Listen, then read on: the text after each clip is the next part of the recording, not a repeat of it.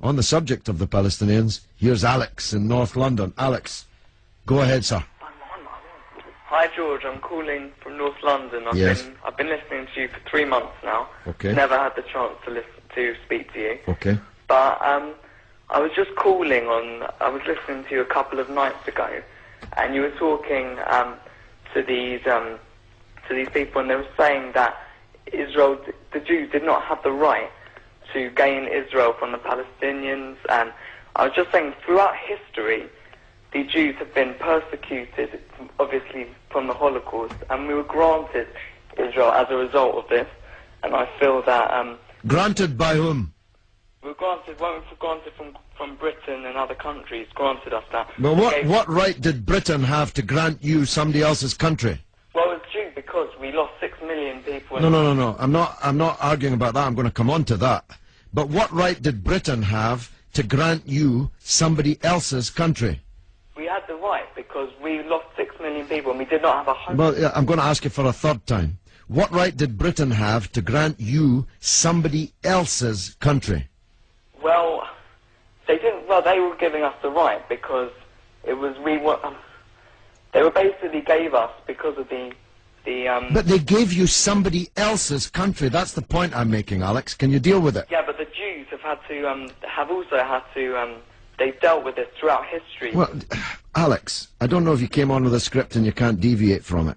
Can you please answer that point? And we'll come to the Holocaust and who was responsible for it and who should have paid and what they should have paid for it. But given that you've said Britain granted you, and you're presumably saying you because you're Jewish, somebody else's country, I'm asking you, what right did Britain have to grant you somebody else's country? Britain, you could say they didn't have a right, but they came in and dealt with us and with the Jews having lost all these lives, and they basically granted us this land. Okay. Well, I see I'm getting nowhere on this, Alex, so let me deal with your overarching point. Maybe you're just not equipped to deal with the principal point that I have made.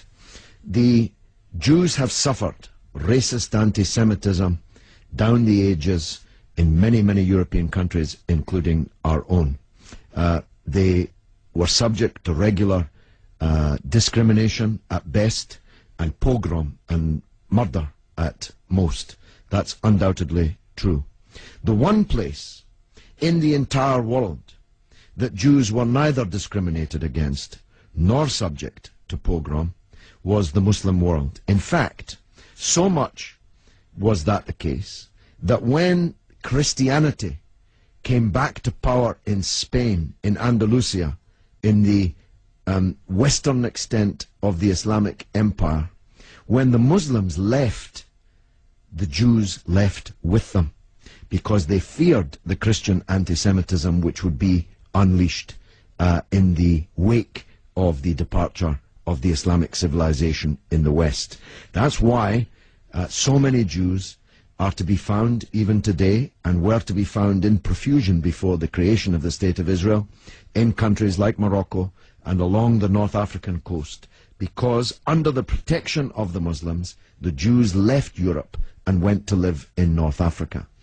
The Palestine that was wiped off the map when Britain granted you somebody else's country had Jews living side by side with Christians and Muslims for century upon century without the slightest trace of discrimination or violence or pogrom. So, what's happened is that Christian anti-Semitism in Europe, which massacred 6 million Jews in the greatest crime in human history, was paid for not by the Christian countries of Europe that either practiced or turned a blind eye to that anti-Semitism, but was paid by the very people who were completely innocent of that Holocaust, who had never persecuted the Jews, who had never pogromed the Jews.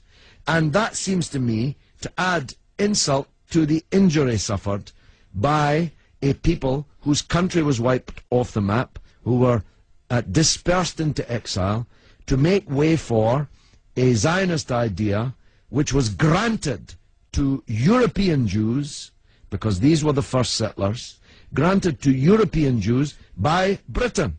And as you have singularly failed, 4 times I asked you, to acknowledge that Britain had no right to give away somebody else's country, one country giving to a second people the land that actually belonged to a third people, it seems to me an all-round injustice, don't you think, Alex? Yeah, I agree that they didn't so much have the right, but they were stepping in after the Holocaust to grant it to the Jews. But it was long before the Holocaust that Britain stepped in.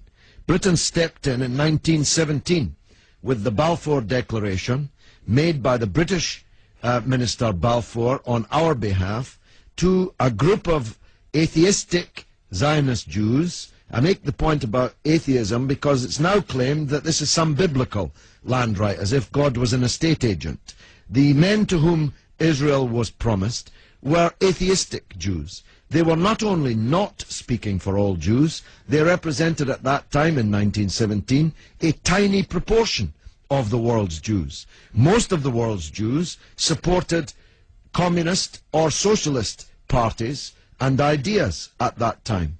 The Zionists represented a tiny sliver of Jewish opinion at that time. Yet Balfour promised them the land which belonged to a third people, without consulting either the British or the world's Jews, and least of all, consulting the Palestinians.